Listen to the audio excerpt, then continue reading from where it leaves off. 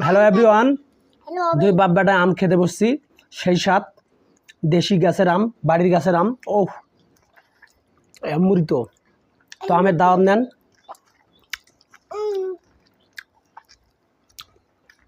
কি আব্বু, আম কি ভাল লাগতেছে? এত সাত কে? ও এত স্বাদ কে? সেই স্বাদ মিষ্টি আছে? আম খাইতে খাইতে সে ভালোবাসি। আম খেতে ভালোবাসো? আমিও ভালোবাসি। আমার দর্শকদের আমি এরকম আমের মতো ভালোবাসি। একটা লাইক, একটা কমেন্ট, শেয়ার।